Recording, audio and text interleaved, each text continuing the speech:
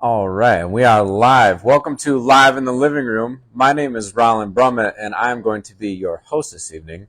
We have Bobby Ray here and Steve Brown, and I'm going to be, just asking them a ton of questions and just putting them on the hot seat, and play some music in the play some music too, maybe. So the first question I have for you guys is. It's what is your favorite song to write, or what is your favorite thing to write about, not your wife? Because I've heard both of you guys mention about how you have a lot of songs about your wives, and they're very inspirational for writing and stuff like that. So that to me seemed like that'd be the number one thing, and at least that would be the right. That's deep. That'd be the correct answer too. I feel like That is a great answer. Go ahead, Steve. You've been married longer than me. Well, it's funny you mention that because I don't have that many songs about my wife. I have relationship songs that are inspired by my wife, and my wife would really prefer that I just write a cool song about her. But I don't feel like I can quite do it justice yet. I'm not the songwriter that needs to be. But usually, my favorite thing to write about when it's not like romantic love is, I do a lot of songs just writing about either the way that I don't know about good stuff. I guess I don't know. I try to make my songs positive. yeah. You know what I mean? Try to make them about the good things we feel when we do. Like there's a song for that.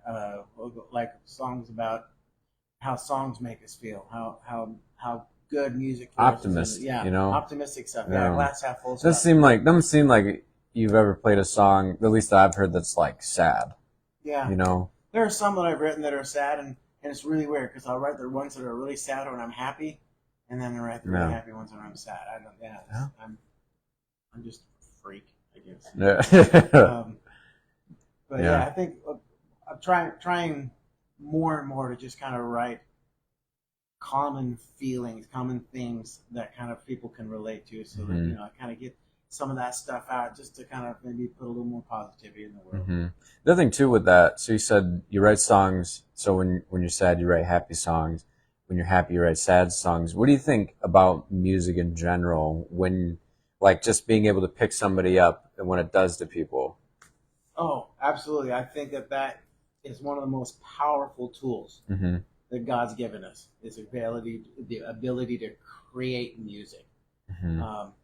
Not necessarily from nothing, but just to take the experiences and the emotions and all the aspects that life throws at it and create something and turn that into something that can either help people commiserate with you and say, wow, yeah, I know, I've been there, that sucks. Or it's like, yeah, we can do this. This is okay. It's all going to be fine. What about you, Bobby? I like to write songs about topics. Yeah. And then from the topics, like for example, like patriotism. I got several songs about soldiers. Red, white, blue fences or whatever. Well, that never really came to fruition. I mean, it did, but that's red barns, white fences, and blue jeans. Which I got the idea from a T-shirt at Bob Evans. Bob Evans restaurant. Oh, I've been there. Okay. And then I like songs. I write songs that tell stories. Okay.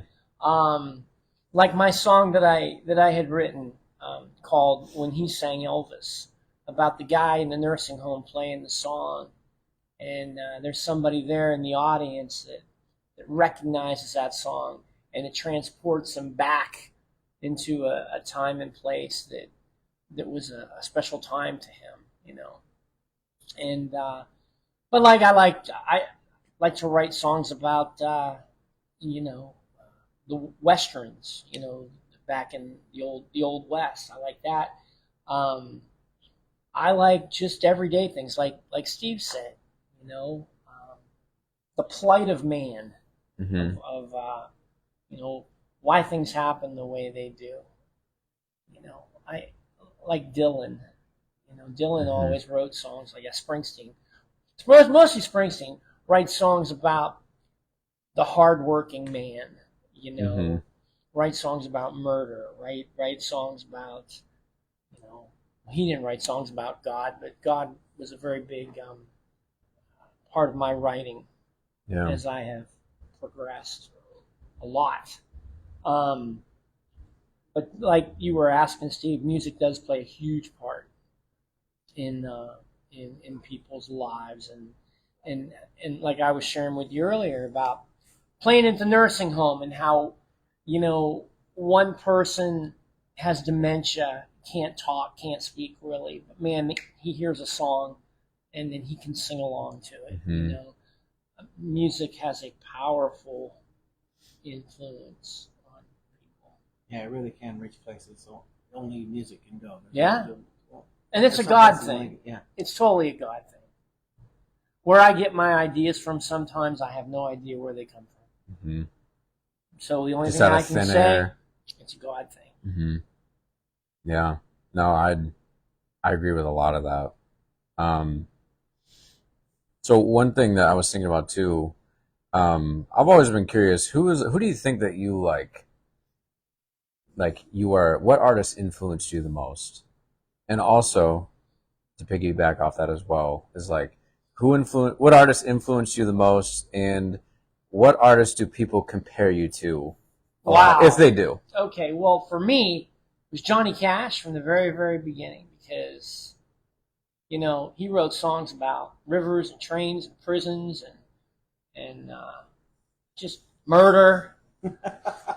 And I always love that. I love that sound. I love those I love those topics. Although when you look in today's world, when you hear like a rapper sing about planes, but trains, robbery, prisons, you know, you're like, I don't like that. But when Johnny Cash sings it, okay, it's okay. So he was my biggest influence. He was the one that I watched on TV. He's the one that I listened to the records my dad had. And then as I got older, it became Paul Simon. You know, and talking about Jody was a big influence on my music, mm-hmm. because all I knew was 3 chords. And then Jody, you know, he played guitar, and you know, he introduced me to Simon and Garfunkel. He introduced me to James Taylor, Peter, Paul, and Mary, all those great, great songwriters. I've been compared to James Taylor a lot.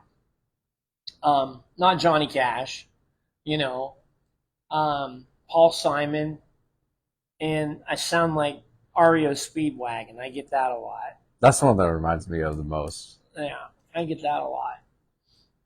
But one of the biggest compliments I ever got was from a fellow songwriter in one of our writers' rounds. Do you remember who it was? Who said that I sounded like James Taylor? I thought that was... It was Lauren Miller. Yeah.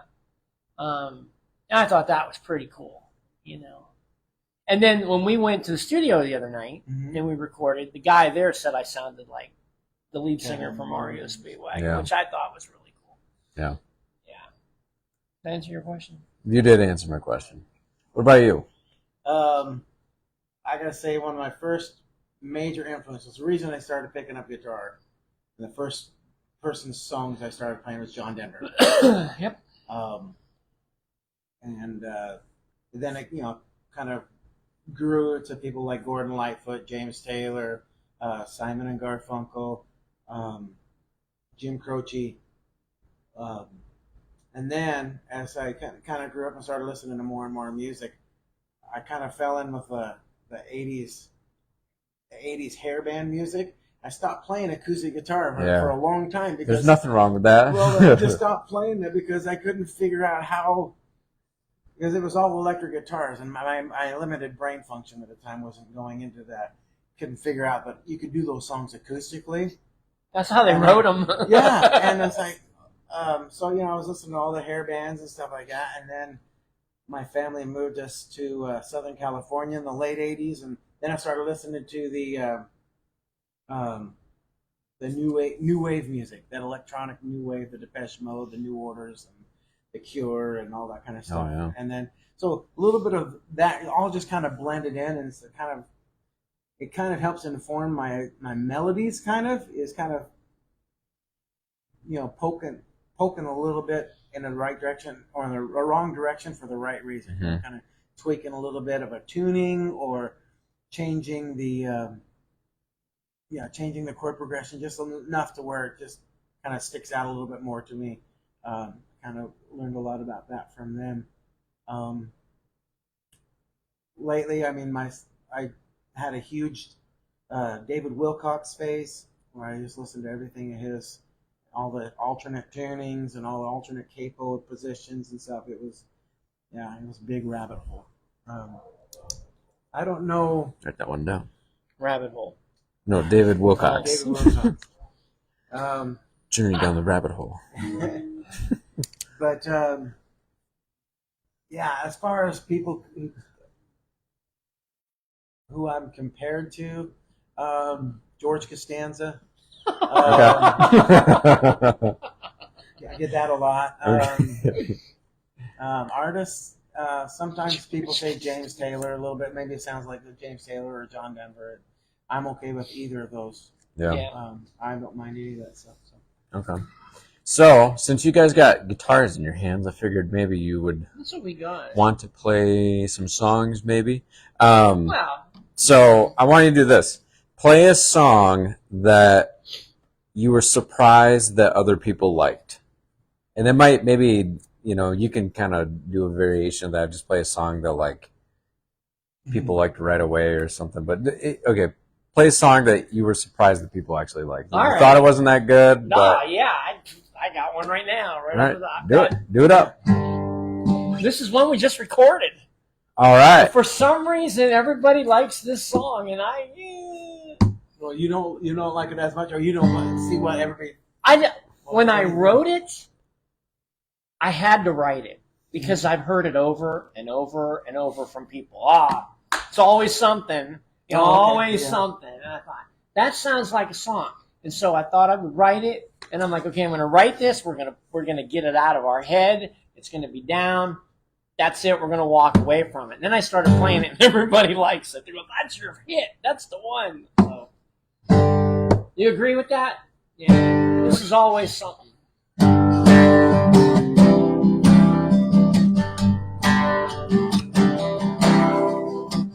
Flying down the interstate, doing almost 88. I pray to God that I'm not late this time. The trooper hits his party lights. It's one more thing that don't go right. He said, "Boy, you want a date, you gotta pay the band." And it's always something I can't do. I'm swinging for the fences and I'm striking out a hand.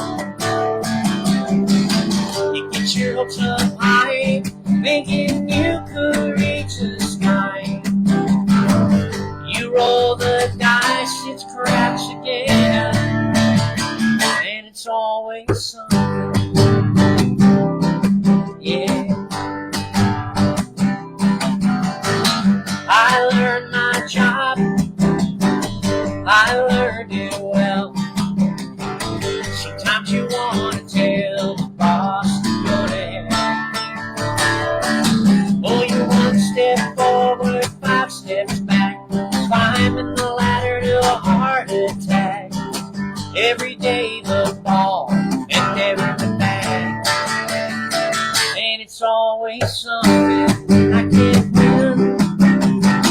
I'm swinging for the fences and I'm striking out the land. You get your hopes up high, thinking you could reach the sky. And you roll the dice, it's craps again. And it's always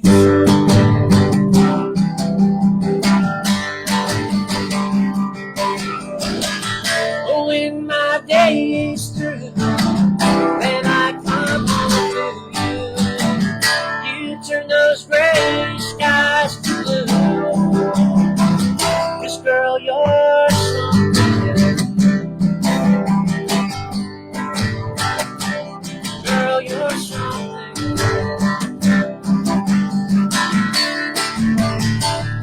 it's always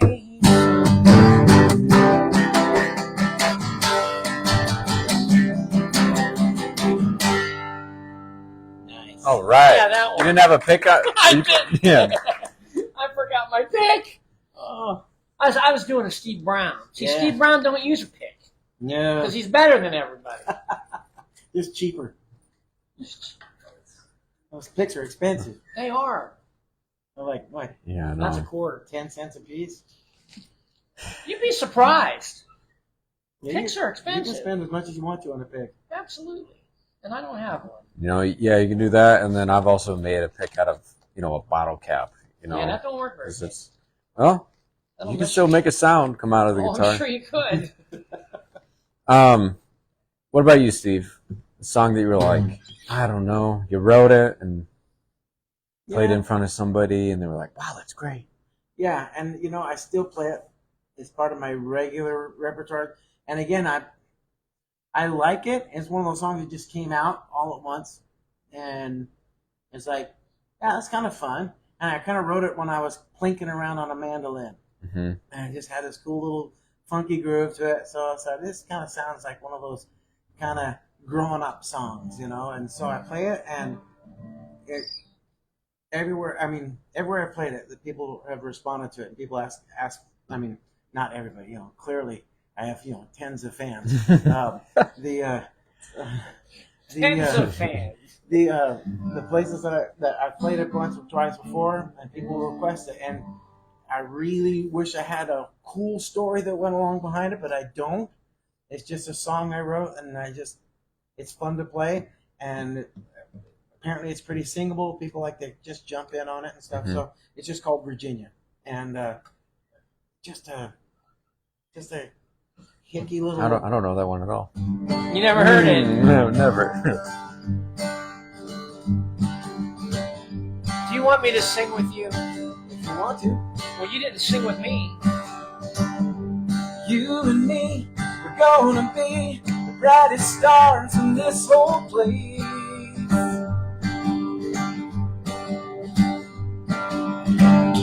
We opened the door, we stepped outside, felt forever on our face. Oh, I remember running through the grass in naked feet. Yeah, I remember the honeysuckle in the air so sweet.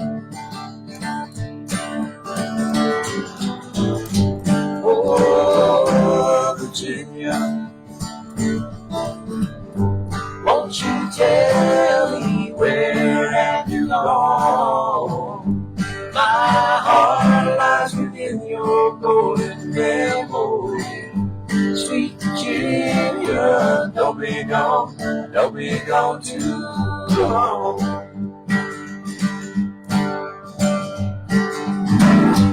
Turn the page, come of age, find forever's come and gone. Leave behind peace of mind when the moments come and gone. Won't you tell me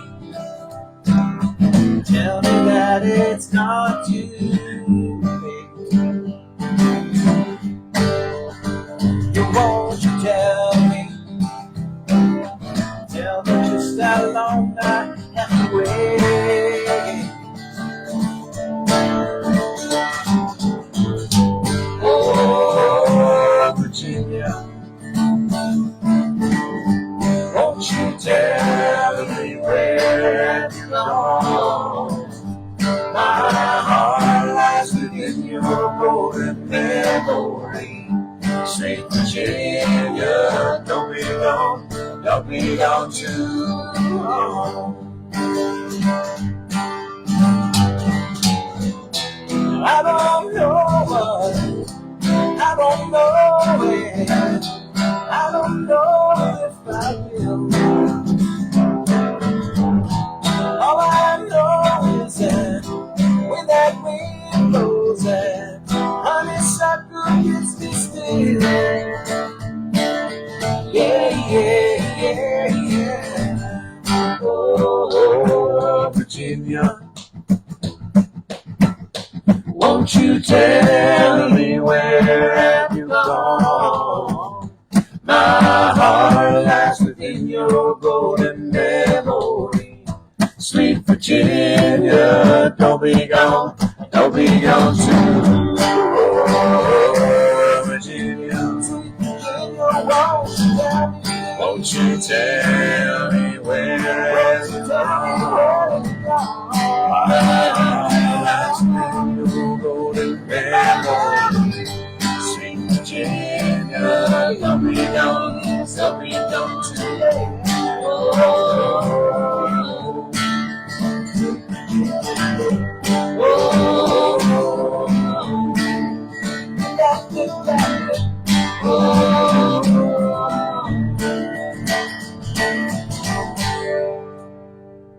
All right.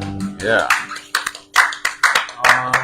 That's always a good one. That's one of the most like just sing-alongable songs. Yeah, and like I said, when I wrote it, I just wrote it like it's one of those songs that just kind of came out. Did you write that really quickly, or was it? Yeah. It was all done on that little mandolin that I was just learning how to play, just plinking around with little chords and progressions and stuff, just trying to learn my chords. And it came out in like an hour. Yeah. I said, "Oh, that might be something. Sounds fun." You just got that little itchy little. So where did Virginia come from? Virginia. When I started singing the song, I was thinking about there's this. I think it's a dramatized movie of Queen Elizabeth, the first one, and she was the one when they first discovered America. The state of Virginia is named after her. Because she was known as the Virgin Queen. She never married. And so he named it Virginia as a kind of homage to virginity, innocence. And so I thought, okay, Virginia. And I think Virginia was kind of a nice metaphor, or a nice kind of, I don't know if the metaphor is the right word. Anyways, a nice kind of symbol of childlike innocence. You know, there's something about when you're a kid, you're going to live forever. Mm-hmm. You know, everything is fine. And there's nothing, I mean, maybe not, I know all kids didn't have this growing up, but there's a kind of like sweetness and naivety that it just kind of goes away. The older you get, one day you wake up and it's like, wow, where did that kid go? Yeah. I miss that kid. I miss that kid I used to be that, you know, and so that's just kind of what it's about, is missing that. And, you know, people want to think it's about a girl, you know, child, well, some kind of childhood love, you know, thing. That's fine too. I don't care how I just, for me, that's what it was kind of about, is that missing that. And you don't have an introduction for that song? I do not. Well, you just did. Well, I do, but it's a very long, involved introduction that most people fall asleep before they get to the end of it. So. Yeah, I know. Sometimes you have a song, you're just like, all right, well, I wrote this one, and then you start playing it, you know. Mm-hmm. This is mine. It's a great song. So it really is. Oh, yeah, it's a great, it really great, is. great Every song. time when you're playing it, everybody's always singing along. Yeah, and I love it. I love it, and that's one of the reasons I keep playing it, is because people do respond to it, even if I don't respond to it the same way as maybe someone else that I really is slaved over, worked really hard to get the right words and the right phrasing and the right. I'll just work on it. Take me days, weeks. I even got songs that I started years ago that I haven't finished because I can't quite find the right way to finish it out. That one just showed up and started playing it, and people like really responded to it. People wanted to do the harmonies on it. People wanted to play little guitar licks with it. People, they just really want to be, I don't know, just really engaged and really wanted to be part of that. And said, by all means, come on in. So you kind of already answered this, but as far as like the songwriting process goes, what is usually kind of maybe your go-to way of writing a song, or just how sometimes, you know, some people, I don't put a whole lot of thought in when I'm writing usually. So But it's like, you know, I mean, hey, we, you know, wrote some good songs together. So you're dissing yourself too. I know. So it's like, what do you think about, like, how's your songwriting process start out usually? Oh, see, that's one of the reasons I moved to Nashville, because I needed to refine that and maybe hone that, maybe kind of be around other songwriters to see how their process. Because I really am really inconsistent about how I do it. Sometimes it'll be a little melody or a chord progression. It'll really strike me, and I'll go with that. And I'll just sing nonsense words over it till something clicks in one of those tumblers, and the words fall. Oh, that sounds like a good word for that, and this sounds like a good word for that, and phrase, and then it'll start taking shape that way. Other times I have, you know, I've had an experience, or I hear a phrase. It's like, wow, I wonder if that's a song. I work at it, and I really wish I had a more consistent way of guaranteeing I get a whole song out of this. Now, I've heard of song maps and song blueprints and stuff, and those are pretty good ways of, you know, defining the structure and writing to the structure. I'm trying to be better at that. I write to a title or writing to an idea and be able to shape that.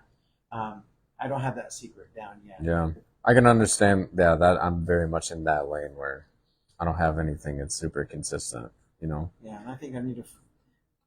I'm afraid of letting go of some of my other ways of doing that because I don't want to close off a channel of inspiration because I go, nope, not going to do that because I'm going to do it this way. And so I'm afraid of kind of restricting myself that way. But one of these days I'm going to have to be able to grace all of it. Just go with the force. Yeah. I love how you look at me every time. Like, I know. No, it sounds like I feel like you're dying to answer this question right now. Like, just no. I'm a lyric person first and foremost. I gotta write the words down. You know, it's all got to go together. It's got to rhyme, and you can't have. And I told you this: you can't have the same word in the same verse more than once. You can't, especially at the end. You can't. Unless it's the, right? And and or, but but no, like, for example, if you have a song and you're writing and you use the word dream in that first verse, you don't want to say dream twice just because you need to find a rhyme. Does that make sense? Yeah. So scream or gleam, team, ream. And you can find all these in your supreme your dictionary, your rhyming dictionary, available on the App Store. Which rhyming dictionary do you use? I have one. The Bobby Ray called the Rhyme Zone. Yeah, I use that one. I just go. You know, they took off the lyrics. Did you notice that? They used to have a bunch of song lyrics. Oh yeah, that would use those rhymes. And they took it off. Probably copyright. But it's because the majority of them were all Bob Dylan.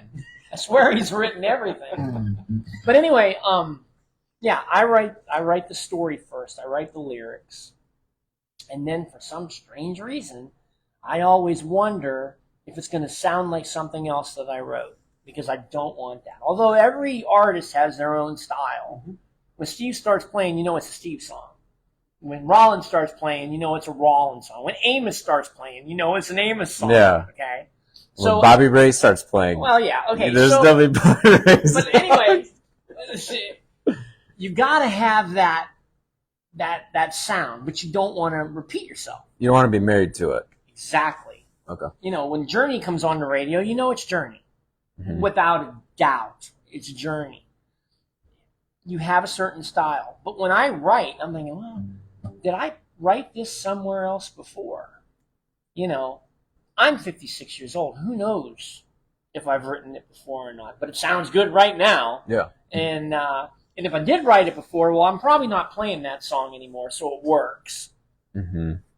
So that's what I try to do. I try to have a certain sound, certain style, but I try not to repeat myself.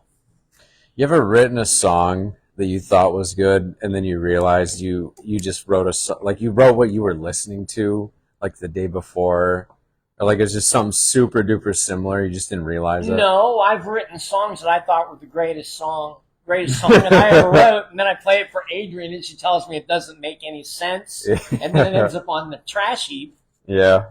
Yeah. So, or you've written a great song and it was late at night, and you wake up in the morning, and you're you like, listen to it, and yeah, what was that? Oh man, that's terrible. yeah. I find that's a good tool. Like just like listening to it the next day. Sometimes the song sounds better than it was, or sometimes you're like, delete. Yeah. You know. Yeah. Oh, I have a hard time deleting any of my stuff, man. Man. I mean, I've got too many stuff. I got to. Then you're. I just use it for inspiration of what not to do. Yeah. You know, like, oh. Yeah. I wrote a song one time called "I Followed a Rainbow." I don't know why I wrote that song. You know. You weren't under the influence. No, I wasn't under the influence, but I wrote it. You know, it was like one of the very first. It was during that time. You know, and I'm like, it's a terrible song. How many songs have been written about rainbows?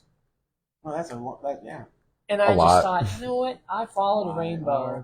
And where it led me, I didn't know. I followed a rainbow, and it led me to you, my shiny pot of gold. You know? Ooh. No. Okay, how about this? You can have it. Yeah. I'm taking that. What do you think is the most, like, cliche thing in music? Like, for writing songs? Songs about hunting. Oh, okay, good. I'll remember. I got all my hunting songs out of me anyway, so we're good. In what genre? Rollin writes a lot of songs about hunting. How many you got? No, I almost have an album full. Do you really? I played you the tip of the iceberg. I got a bunch of songs. I can see that's it. your album. It's open season. Bobby had a good one too. It was going to be Rollin Brummette's like Bag and Tag and Dragon songs or something like that. Yeah. And I was like, man, I like I that. can see the commercial. Yeah. You've heard him on Bad Act stage. You've heard him at the Commodore. Now Rollin And Brummette now these songs are going to be right in your living room. From K-Tel. From K-Tel. How about this one? Ode to Elmer Fudd. That's before your time. I know who You know Elmer Fudd is. is? Yeah, dude. Right, Cartoon okay. Network was a thing in the 90s. Right. No. So country music, especially country. Country's great to Yes. make fun of. Yes. Yeah, I don't know about cliche because it's always. I think cliche. I don't know. When it's cliche, it means like it's overdone, overused, and I still think there's a home for them. It's just I wish there wasn't so many homes for it. Yeah. Drinking songs. Yeah, drinking songs. You know, whiskey is a solution to problems. You know, Yep. got to find the bottom of this bottle somehow. Yep. You know, and I understand it. I get it. We all have our coping mechanisms and stuff like that. I wish there was. I wish there was less whiskey. You wish there was a better metaphor for like therapy, you know? Right. And nobody wants to Cocaine. Write, It's not a great country song to say, well, I saw my therapist, you know. Yeah. You know. And it went really But well. there have been. We've had songwriters that come out, and this girl played a song, and she talked about how she went to therapy. Do you remember that? Yeah. Where did that end up on the charts? No, I didn't. I think she got on the Greyhound and went back to wherever she came from. Well, you know, like you said, I'm not going to knock anybody's way of coping. If it doesn't hurt anybody else, it's fine. But you know, there's just a lot of them, and it's getting to the point where not getting. I mean, country music has been about drinking for 50. Oh, a long 60 time. Since Hank Williams, you know, man. Yeah. Well, since Johnny Cash, I mean, it's just one of their go-to themes. Mm-hmm. I just think that currently there just seems to be a lot. Yeah. I mean, I don't know. Maybe I do it for an exercise. You just go to the top 40 country songs and see how many of them have whiskey or drinking in the title. You know, and for some reason they seem to sell. So I'm not going to knock anything that sells. Well, did you see all the people that are down on Broadway? Mm-hmm. What are they doing? Oh, they're drinking in the sites. Yeah, They're drinking. Right. They're giving to really want to learn about the culture. They're drinking. They're drinking and cultural experience. Yeah. I'm going to defend Johnny. He didn't sing a lot of songs about drinking. You know, he killed people. That was his thing. That's his coping mechanism. That was his coping mechanism. Yeah. I mean, there was a few songs that mentioned alcohol, and then there was usually murder followed after. Boy Named Sue would be Yeah. fighting. Yeah, fighting. I would say pickup trucks, very cliche. Yeah. And nowadays, a lot of the country singers are trying to use the old school country singers in their songs that they probably know nothing about. Yeah, I've always been annoyed by the name dropping thing. Hank William, Tony, Cash. Like, give me a break. That's how I grew up listening to that music. It's like, dude. It's like you weren't even born. Yeah. I don't know. I never believed them. Or, you got somebody who works out in the field. They say they're on their tractor. Baloney. You weren't in New York City. I would love if there was a poll that was like, school. how many of you have ever driven a tractor, let alone know how to, or how many of you know how to drive a tractor, let alone just like ever been on a tractor? And and it just seems like at the time, there are phases it goes through things. Like Steve said, there's a whiskey. Every song whiskey. Then you got the tractor and the pickup truck. It's all the same. And then, of course, there's, cheating songs.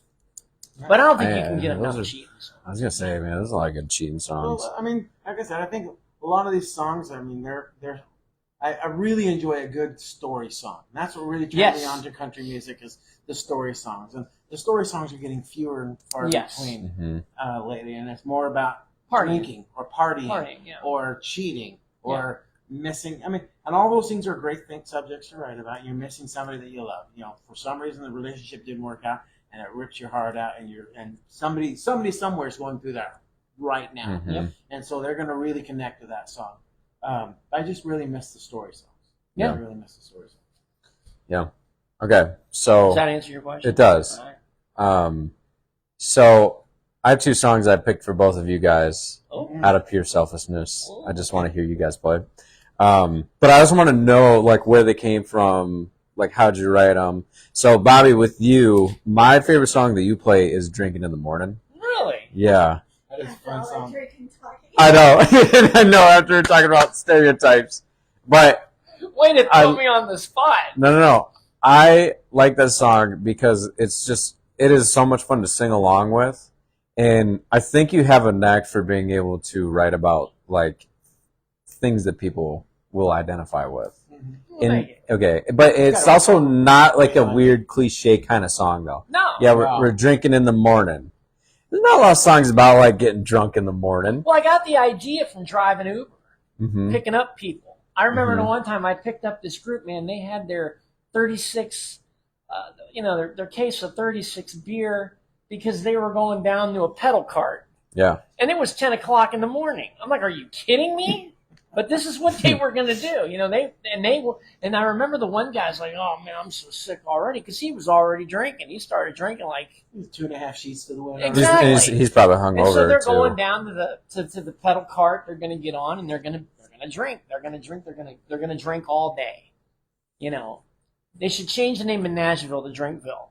I mean, absolutely. Because that's what it is. Anyway, I got the idea of driving Uber and, I don't like the Broadway scene. I don't like the music scene. Because I think and I don't mean to offend anybody out there if you're watching, but you know what? Passing the bucket around and begging people for money, that's just not my thing. And when you charge somebody $100 to hear a song that these people came all the way down to Tennessee to hear because they know that you could play it, I think that's a sin, is what I think. $100 for The Devil Went Down to Georgia. My wife, she's shaking her head, but it's true. So anyway, I got the idea of, here's a guy who's drinking in the morning. He met this girl, and they hooked up, and he spent all his money just to hear that Charlie Daniels song. And then, of course, he's up the next morning at Milk and Honey, which is a big popular spot down here. Yep. And it's also got one of the great lines, one of my best lines I've heard in one of your songs is, they say what happens in Nashville. It stays on your buddy's phone. I love that line. That's just a great line. All right, I'll play it for you.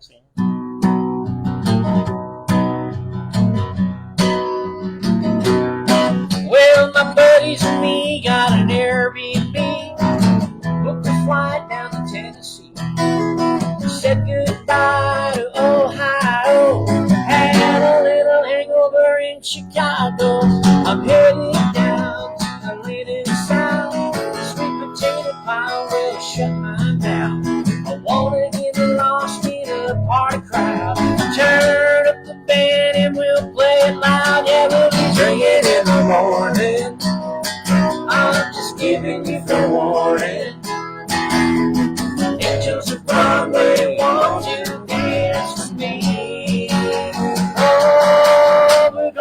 rock all night. We'll shoot out the lights. By 6 a.m. I'll do it all again. I'll be drinking in the morning.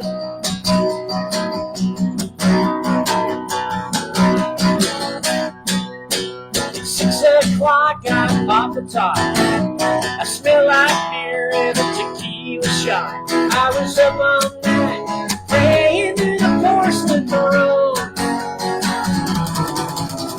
Now I'm craving some milk and honey. That cowgirl spent all my money just to hear that Charlie Daniels song. Where the devil went wrong, he was drinking in the morning. I'm just giving you fair warning. Angels of Broadway, won't you dance with me? Oh, we're gonna rock all night. Yeah, we'll shoot out the lights. By 6 a.m. I'll do it all again. I'll just drink it in the morning.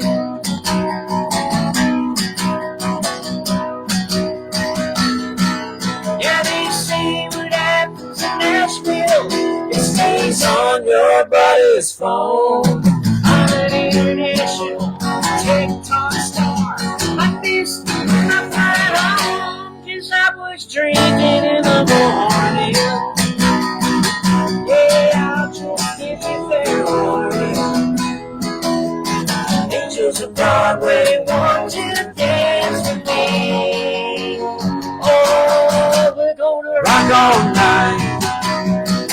We'll shoot out the lights. By 6 a.m. I'll do it all again. I'm drinking in the morning.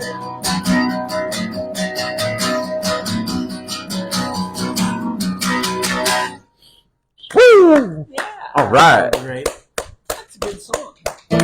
I was like picturing us at the Commodore singing Yeah. that right now. Drinking in the morning. Then you got drinking in the Debbie morning. likes that song. So Yeah, yeah. Yes. Yeah. I'll be drinking in the morning. Steve, I'm not sure if this is the name of the song, but I've always, ever since I first heard it, I've been obsessed with that. Your song, is it Who Am I? Oh yeah, yeah. That's the name of the song? name of the song, yeah. When you, so it was, I think it was The Great Train Wreck, minus Bobby wasn't there that time for some reason. And Clay was on bass, and you guys played it, and I was like, I don't remember what I was doing, just like around the corner. I think I was talking on the phone, and I heard you guys jamming with the little thing that you do Sure. with your capo, Uh-huh. and I was like, man, that's awesome. And I went back, and yeah, ever since then, every time you play it, I love it. It's a great Oh, song. very cool. Thank you. So what was like the pros, like how'd that song come to fruition? My goodness. Well, I wrote that one in college, like 300-400 years ago. Back in the early 90s. And when you're in college, you start getting a little more involved in politics. You start learning a little bit more about the world around you. And college scene is a very kind of, to me, it was very political. People talking about, and I just kind of got, swept up in a little bit of that. And my thought was, all these people are talking, and it just seems like that's all we're doing. I mean, I realize talking's a part of the process. You got to talk about the issues and stuff like that. It just didn't seem like there was these problems are so huge, and like not a lot you can do about it. As one person, and I wrote the song with that kind of pessimistic point of view to begin with, and then I kind of stumbled on that bridge at the end where it kind of turns it around and says, you know what? Years are made out of seconds. World's made out of people. One person alone can't do it, but day by day, person by person, things change. Things change, and we've made some huge gains as a society, I think, and that's just kind of the way I view it as the best way of doing it. Is just lifting where you're standing. Do what you can where you're at, what you can do, however good you can do it. just be that person to make that one change that you want to see in the world. And I think, I don't know, to me that was kind of a revelation for me. It's like, okay, yeah, I don't have to change the world. I can just be the best me I can be, and then try to do. And if everybody else is the best, and try to inspire others to be the best them they can be. Yeah, and I'm not very successful at it a lot of times, but again, just want to let it go from me outward versus me trying to control everybody else's and worry and stress and lose hair, more hair about how everybody else is living their lives. And then when you did the capo thing with that, like, is that how you wrote it too? Mm-hmm. Really? Yeah, I was playing around. That was my David Wilcox area. Okay. I was playing around with a lot of people in college. I played in a couple of little duets and bands and stuff like that. I had this real great guy. His name is Bob Merle. Look him up on the internet. Fantastic. He still lives in Pocatello, Idaho. Fantastic guitarist. Great songwriter. But he got me turned on to some alternate tunings, some different voicings with using capos. And this one was just, I put I put a capo on the second fret over the lowest 4 strings. And then played around with that a little bit and tried to figure out what chords sounded good, and it turned out, ooh, that's kind of cool. And then I went to the G, and I was like, oh, that's just kind of a cool voicing of that chord. And so I just kind of started off with that.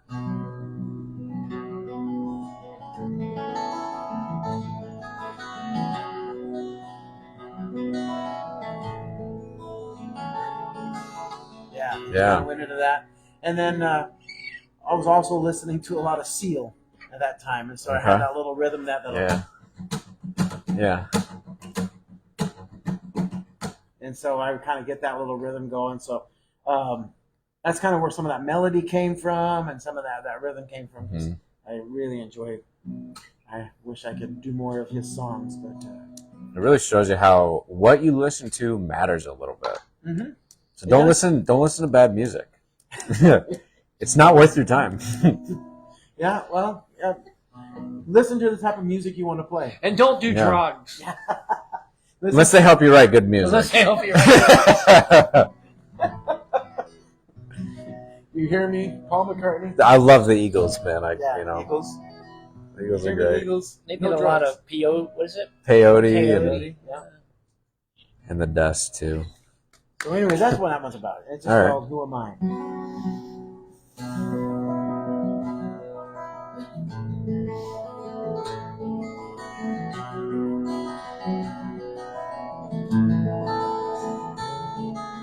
Sheila takes it day by day, gives herself to those who pay, and wonders where the years have gone and taken everything's precious.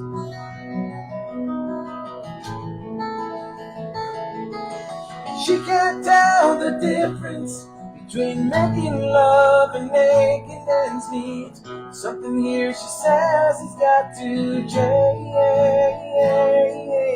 But who am I? Who am I? Who am I to change? Who am I? Who am I?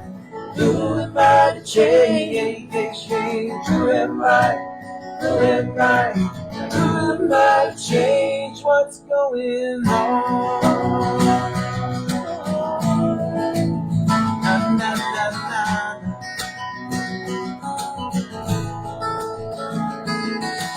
Harry sits in his living room and shakes his fist at the evening news.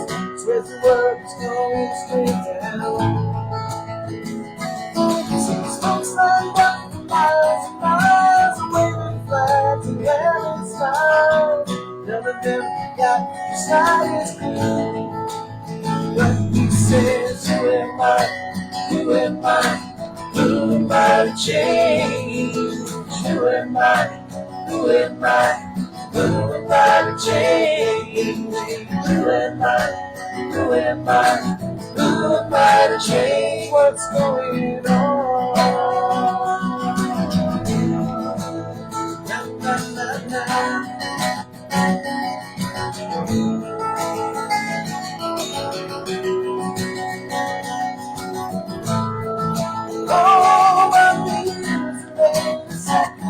like this one. The world's made of people just like me. Who am I to say what happens every day? I cannot make a change in heaven's going. Instead of just saying, who am I? Who am I? Who am I to change? Who am I? Who am I? Who am I to change? Who am I? Who am I? Who am I to change what's going on?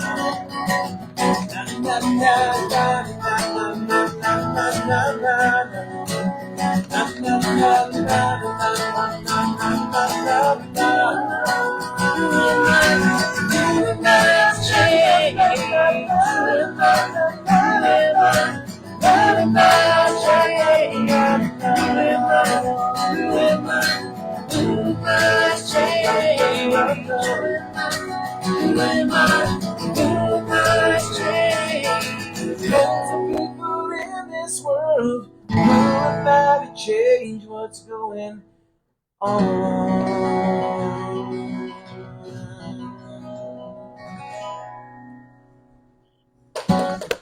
Woo! Thanks. Yeah. Thank you. Thanks for asking for that one. I like that one. Yeah. I always enjoy that one. It's a fun jam song. It's only got 2 chords. If you can't work your way into some kind of solo around 2 chords, yeah, then maybe you should just pick up a different instrument. Yeah.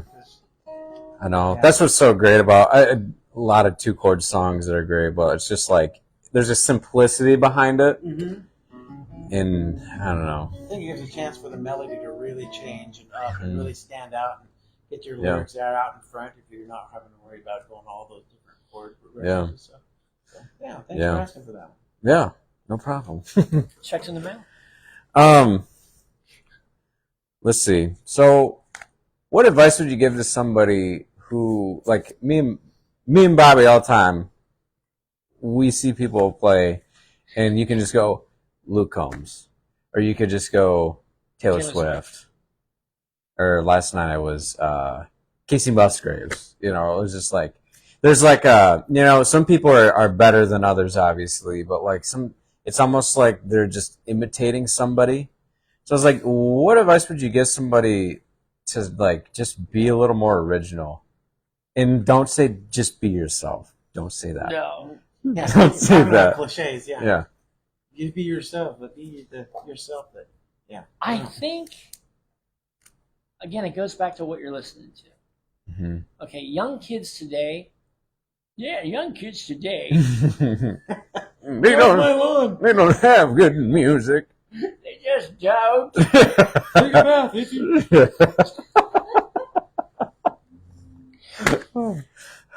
That's all they listen to on country radio.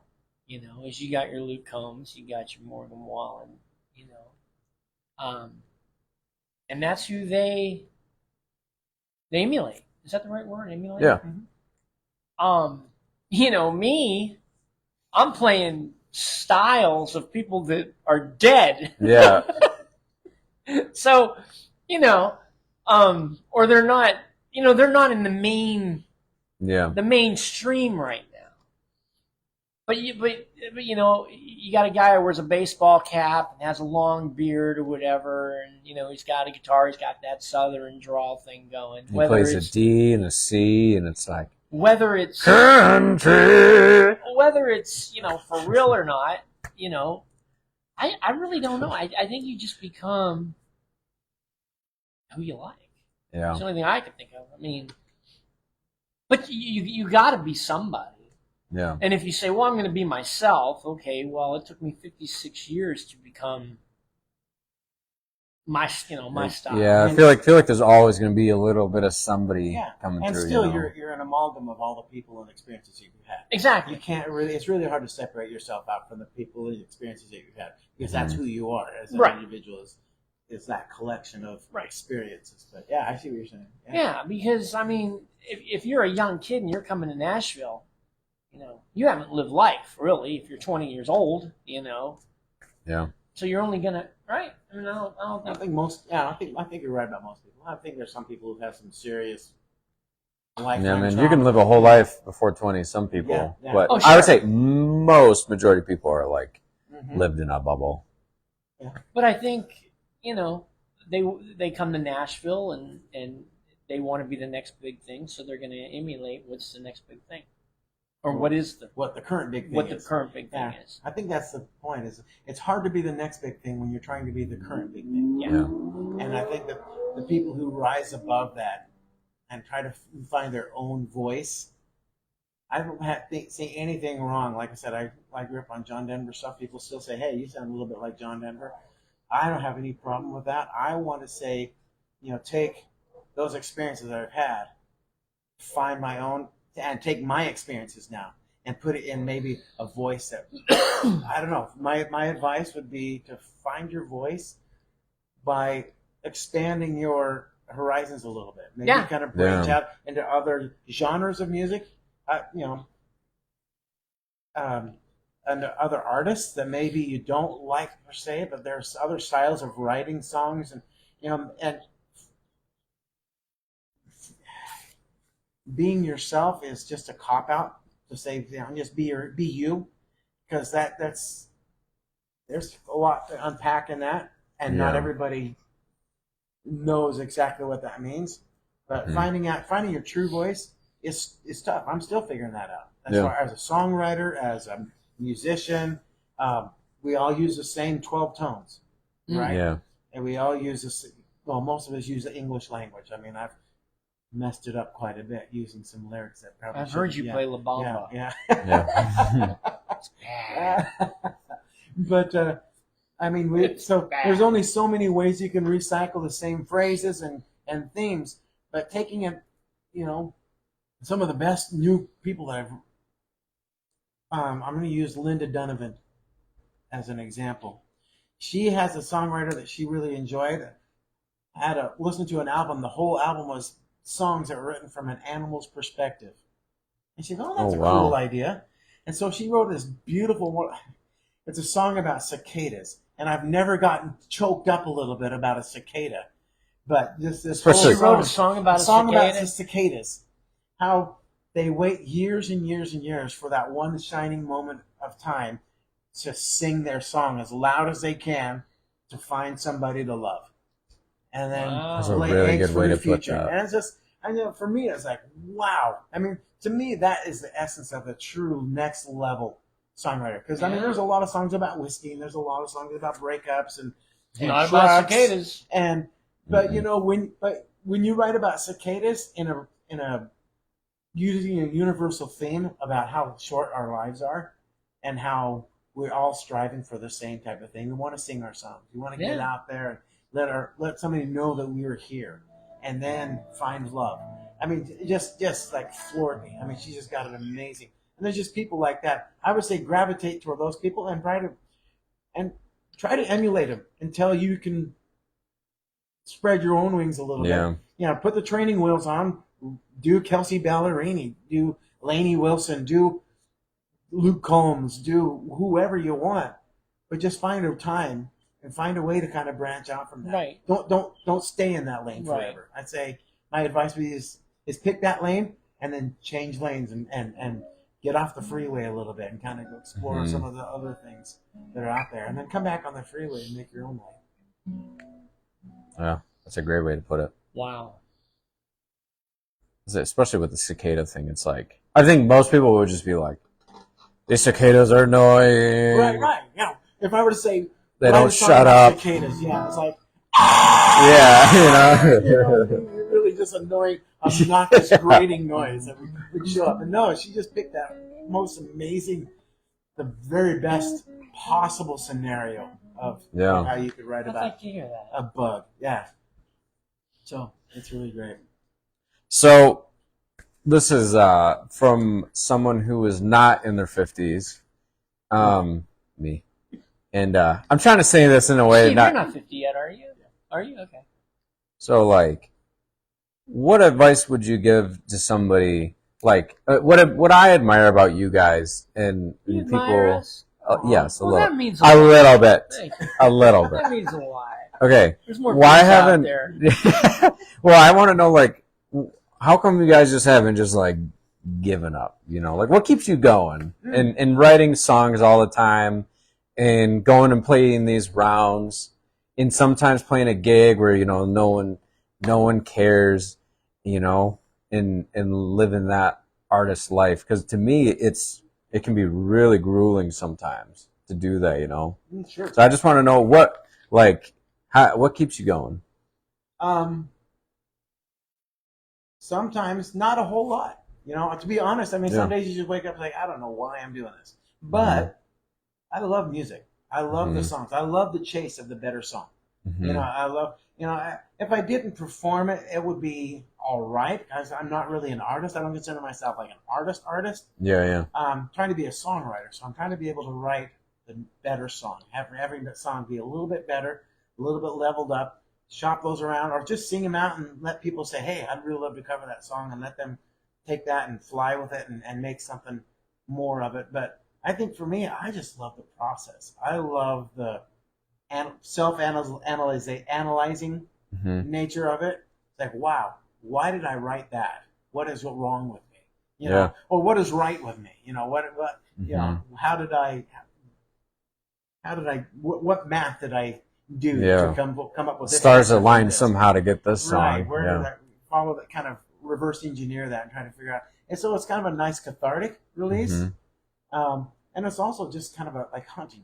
It's like the thrill of the chase. You've got to, like, I know that there's a song in here somewhere. I've got to take this apart and put that together and show it to the world. And if the world goes, that's fine too. Because again, it was never about them. Yeah. And for me, I mean, being an artist, I don't know. I would hate to be a really popular artist. That means touring. That makes me tired thinking about it. Yeah. You know what I mean? I'm just old enough to say, you know what? Yeah, I'll just do, I would love to be in a position where I could just travel around and do like house concerts. Yeah. Stadium shows and girls and drink. I mean, that's for a much, much younger demographic than me. Like Rollin. Rollin. Low. He would be. Rollin's in the prime. Yes, Rollin's in the prime to do it all. Guys, so, Rollin's in the prime to do it all. Yeah, and I think that would probably have appealed to me much more younger. But now that I've kind of, I don't know, I don't want to say settled, I'm kind of, content. Yeah. Where I'm at as a human, and I don't really need other people to like me. Yeah. I feel like that's... I think I'm okay just singing my songs, and if they go... That's okay too, because at least I got to sing it. I got up on stage and hollered a little bit. I was a cicada for a second, and I sang my song. And but I guess that I would have liked to have done it, earlier. Maybe made this move to Nashville maybe 10, 15 years ago, just because that's a younger man's type of thing. But I'm okay. I'm knowing that I'm going to be okay regardless. My bills will get paid.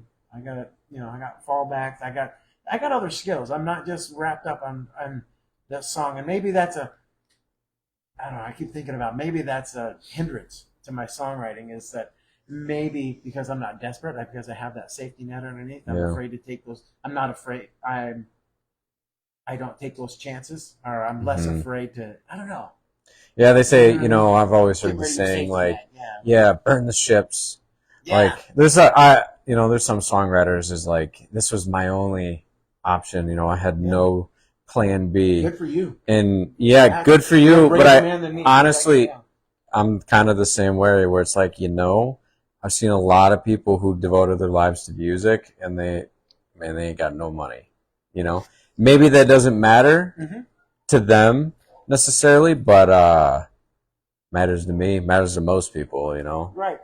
And I think a lot of it too. I mean, I'll let Bobby chime in on it, because I think he's got some really good answers for this. But I was just thinking that I just want to know your answer. And now a commercial. Brought to you by Ben Gay. Yeah. But I think a lot of that drive comes from that need for somebody to like them, or for somebody to recognize who they are, and Yeah. I'm less about that now in my 50s than I Mhm. was 20s and 30s and stuff like that. It's like I've got to be the greatest whatever it is that ever lived, and Yeah. burning the ships. I love that phrase. That's a great analogy. Mhm. Getting rid of that safety net. I think it's a great idea. If you're young enough and you have the opportunity to just go full gusto, live in your car, dumpster dive for food, whatever, whatever. If I was a single guy and young, that would be an option for me. Yeah. Just leave it all behind and just shoot for it, and just go for it, and knock on doors and do whatever it took for me to get in there. But these days, it's like, nah, I gotta watch Firefly tonight. Yeah. There's a Firefly. What is Firefly? You're missing out. You're missing out. Science fiction show. Oh, One season. one season. It was good. It was awesome. Joss Whedon flick. All right. What about you? What's the question again? What keeps you going? Because I have to. It's my life. Mm-hmm. I eat it, drink it, sleep it. I've waited my whole life to be where I'm at. Went through a lot of crap to get to where we're at, my wife and I. And as long as the good Lord lets me breathe, I will write songs and play and get up and make a fool out of myself.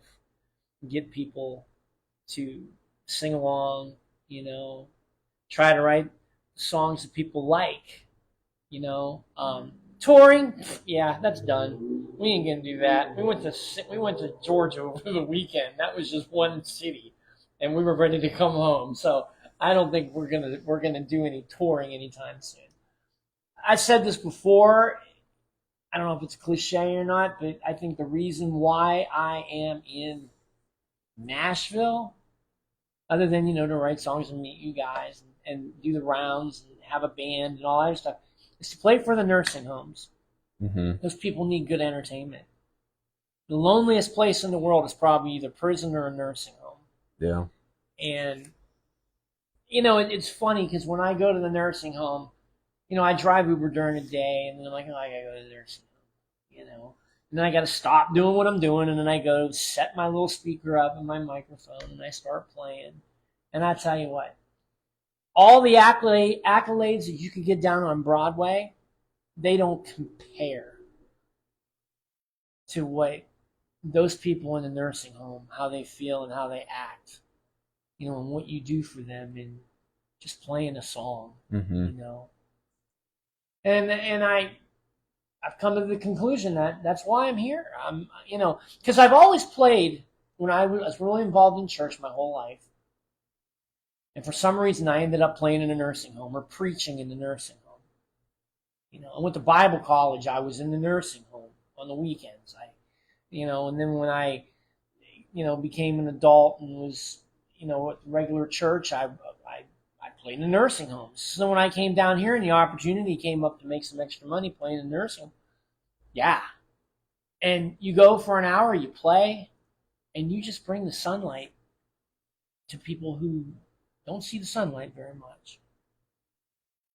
And it's so rewarding. So rewarding. I want to record. I want to put songs out.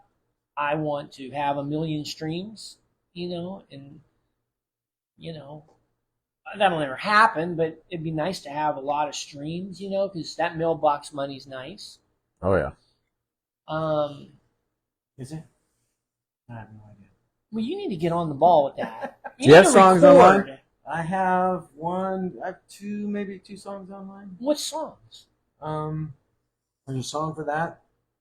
And you went in the studio, recorded them, mm-hmm. and you put it out? Mm-hmm. What's it on? It's on Spotify. Did you know that? You need to look that up. It's also on my website too. But yeah, it's my life.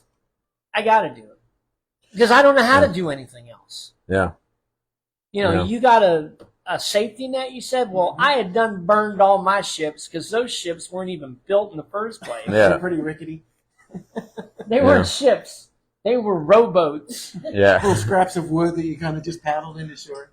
The painting Did you see at the end of Titanic when they were hanging on the boards? The painting that they're hanging on. I just got to do it. Yeah. And I love doing it. And I don't get tired. I mean, we do get tired. But and then, I got to give credit where credit's due. It's Adrian. Adrian has put us out there. Nobody would know who I am if it wasn't for Adrian. And a very good manager. Very good. And great friend, great wife. But she does. I mean, and she believes in me. She believes what I'm doing. She believes in what we're doing. And that just makes it all worthwhile. If you had a wife that was, why are you going out there playing all the time, And even when I don't feel like playing, she's like, why aren't you out there playing? Yeah.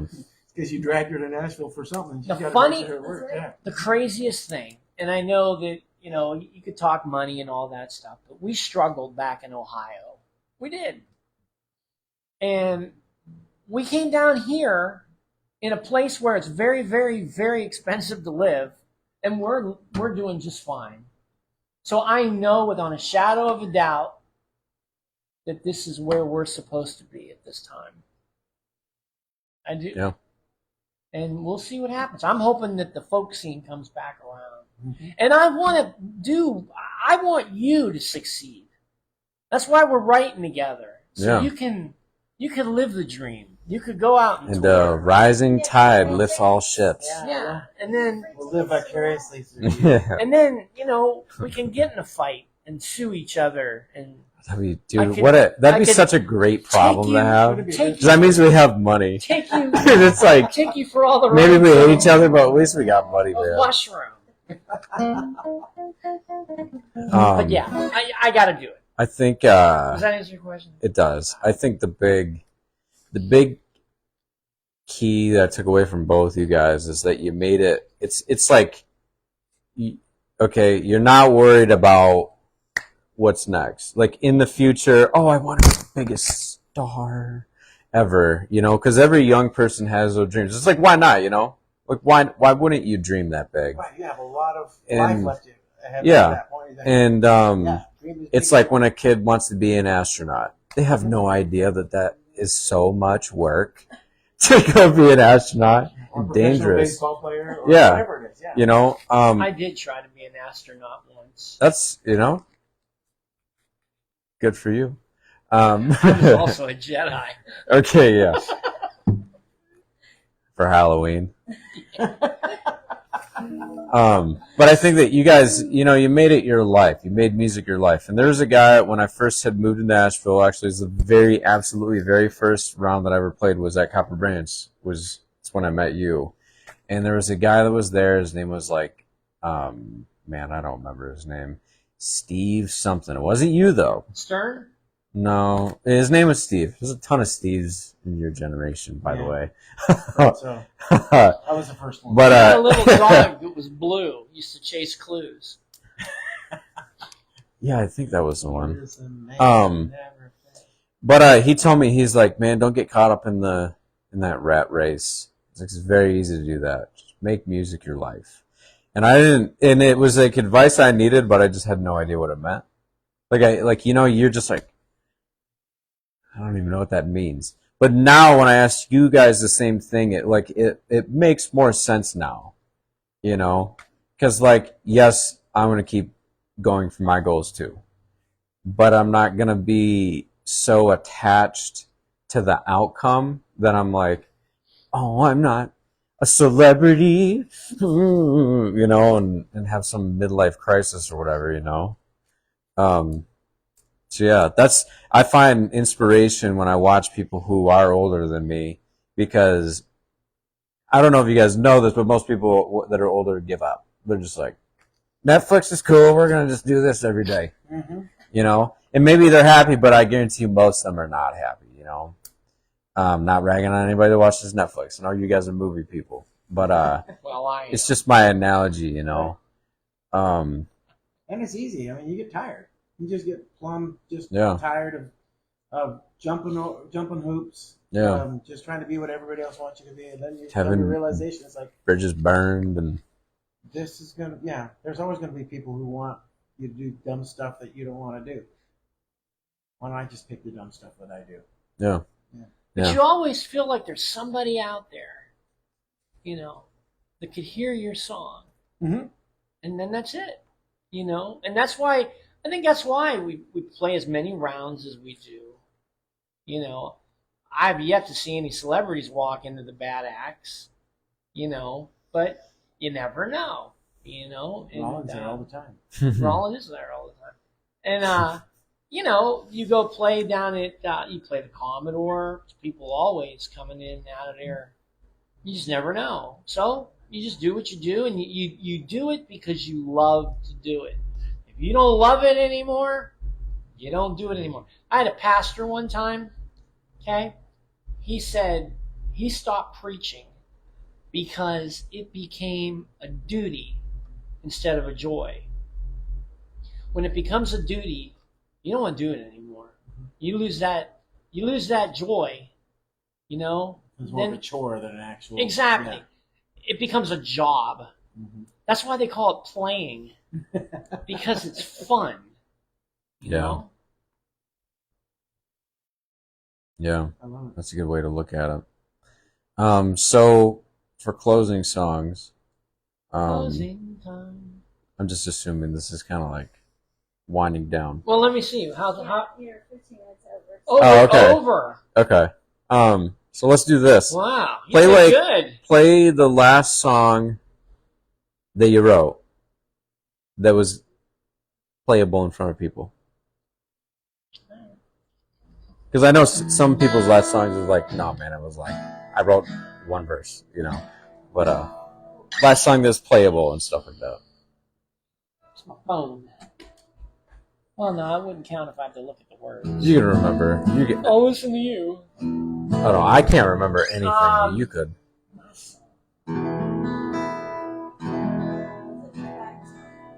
Yeah, but I wrote that other one. Not enough hours in the day.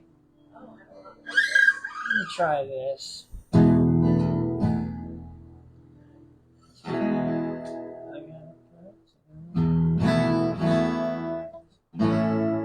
It's always QG.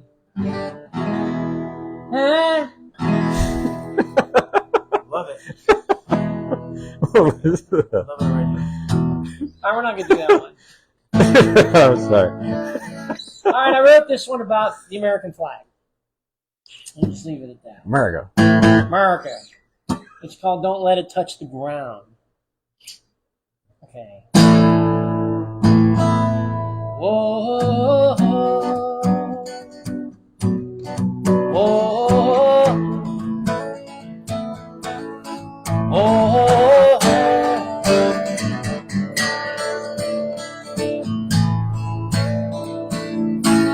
When I was a little boy, my daddy taught me right. He said you stand up when it passes by. You take it down, you fold it right.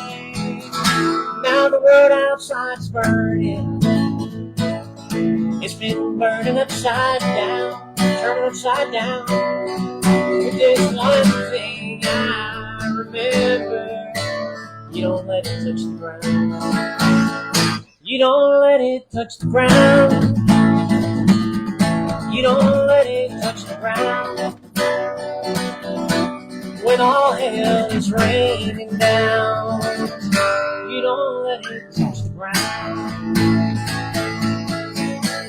Now it's been torn, abandoned and abused.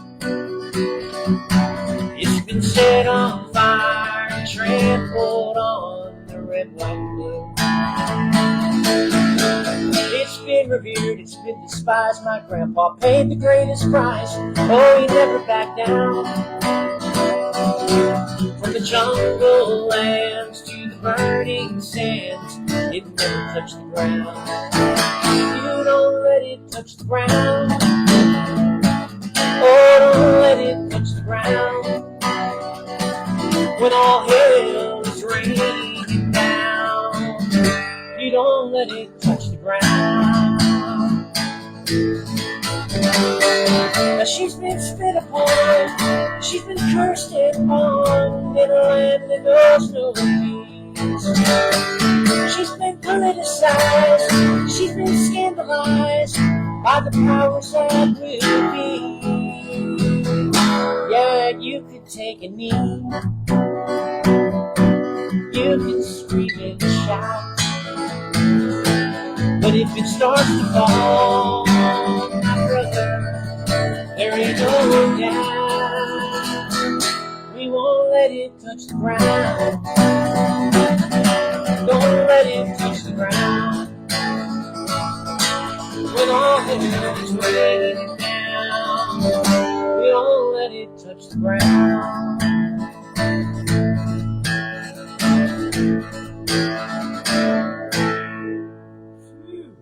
All right.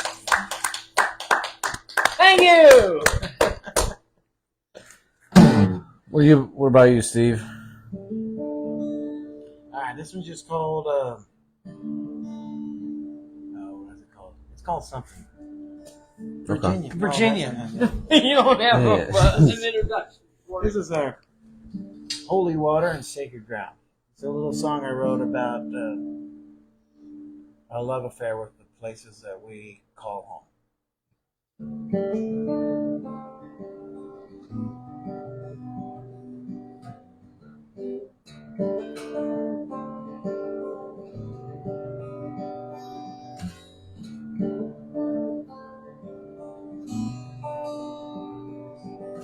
Granddaddy's daddy put his hand to the plow, carved out a living with the sweat of his brow, and he plowed.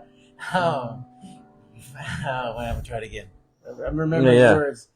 Whenever I write new songs, I know. the first thing that goes is the words.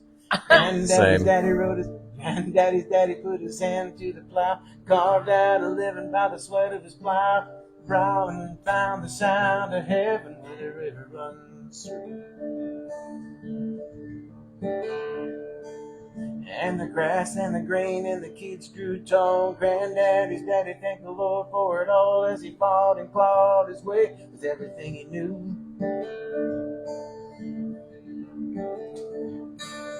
It was shelter from the storm for his wife and kids. You could call it an old dirt farm, but Granddaddy never did. He called it the holy water, sacred ground, a little hereafter in the here and now, where you'll never get lost if you're always found near that holy water, sacred ground.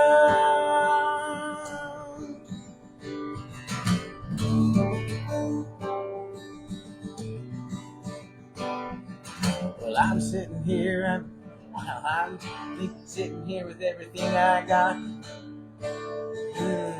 I sit and look at everything I got. It fits just perfect on a corner lot. I bought a plot of heaven for my very own.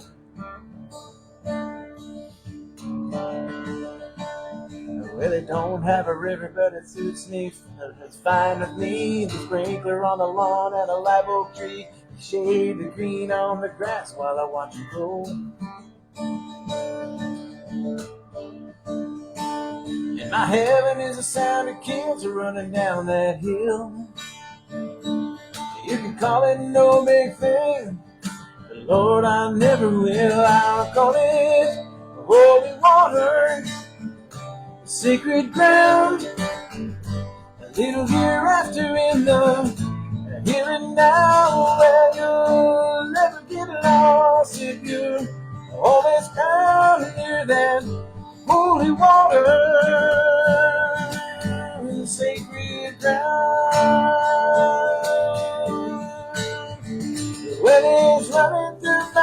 veins. It's sticking to my boots. It's filling up my cup while I'm putting down them roots. Holy water, sacred ground. Little hereafter in the right here, right now. We'll never get lost. But it could always found within that holy water, sacred ground.